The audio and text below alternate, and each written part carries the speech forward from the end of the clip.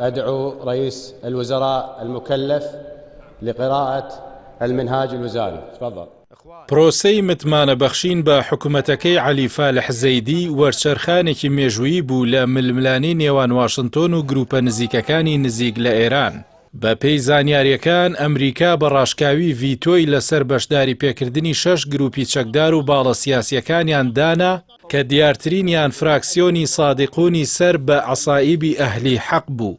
سەرەڕای ئەوەی ئەم لایەنانە خاوەنی نزیکەی 80 کورسی پەرلەمانن، هیچ وەزارەتێکیان پێ نەدراوە کە ئەمریکا ئامانجی دروستکردنی حکوومەتێکە کە زیاتر گرنگی بەوە بەرهێنانی کۆمپانیا ئەمریکەکان بدات و دوور بکەوێتەوە لەو گروپانەی واشنتۆن وەک مەترسی بۆ سەر بەرژەوەندیەکانی دەیان بینێت.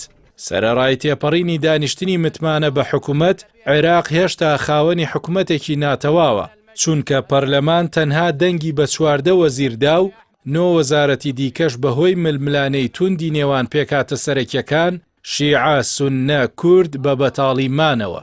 ناکۆچەکان گەیشتونەتە ئاستێک کە وەزارەتە هەستیارەکانی وەک ناوخۆ و بەرگری و خوێندنی باڵا و پلاندانان یەکلایی نەکراونەتەوە. ئەم بۆشاییە وزاریە نیشانی ئەوەیە مۆدێلی پشک پشکێنە و سازان هێشتا بەسەر عەقڵێتی سیاسی بەغدادا زاڵە و ڕێگرە لەوەی زەیدی بتوانێت بە ئاسانی کابینەکەی تەواو بکات. ئەمەش مەترسیەکی جددیە لەسەر توانای جێبەجێکردنی بەرنامەی حکوومەت.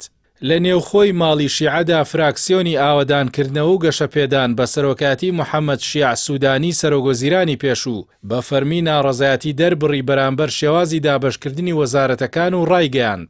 ناهاوسەنگێکی ڕوون لە پێدانی بەرکەوتەی وەزارەتەکان بە پێی ئەنجامی کورسی و قەبارەی سیاسی لایەنەکان هەیە و هەندێک لایەن پشکیان لە قەبارەی خۆیان گەورەتر پێدراوە. جگەلەوە هاوپەیمانێتیەکە ڕوبەڕووی کەرتبوونێکی گەورە بووەوە.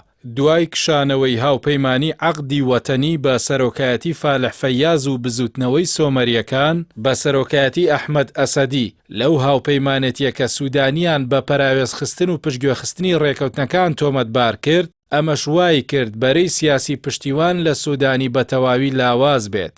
نوری مالیکی سەرۆکی هاوپەیمانی دەوڵەتی یاسا کە وەک کێشە گەورەکەی عێراق دادەنرێت، یەکێکە لە ناڕازیترین کەسایەتیەکانی ئەم قۆناغە و هەست بە ناپاکی دەکات.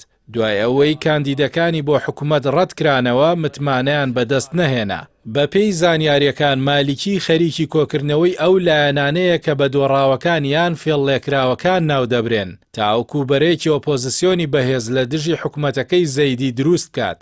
بەڵام مەزمونونەکانی ڕابردوو بە تایبەت شکستی پرۆژەکەی سەدر بۆ حکوومەتی زۆرینە نیشانی دەدەن کە هەر بەرەیەکی سیاسی لە دەرەوەی دەسەڵات بێت هەوڵی پەکخستنی پرۆسەکە دەدات. بۆیە مالکی و هاوپەیمانە نوێیەکانی وەک هەڕەشەیەکی بەردەوام بۆ سەرسەقامگیری حکوومەت دەمێننەوە. لە کاتێکدا واشنتۆن پیرۆزبایی لە حکوومەتەکەی زەیدی کرد و وەزارەتی دەرەوەی ئەمریکا بە ڕاشکاوی پەیامی بۆ بەغداد ناردووە کە مامەڵەی داهاتویان لەگەڵ عێراق بەسراوەتەوە بە کردەوەکانی حکوومەت، واتە نابێت میلیشیاکان هیچ دەسەڵاتێکیان لە نێو جونگەکاندا هەبێت و نابێت پارەی دەوڵەت بۆ ئەو گروپانە کە ئەمریکا بە تیرۆریست ناویان دەبات بەکار بهێنرێت. ئەم مەرجدانانە زەیدی دەخاتە بەردەم تاقیکردنەوەیەکی قورس، یان دەبێت بە تەواوی ملکەتی فشارەکانی ئەمریکا بێت و ڕوبەڕووی لایەنە شیعیە چەکدارەکان ببێتەوە، یانەوە تا متمانە و پشگیری لەدەست دەدات و دووبارە عێراق دەکەوێتەوە نێو گێژاوی گەمارۆ و ئاڵۆزیەکان. وقد حملني الوطن أمانة عظيمة ومسؤولية تاريخية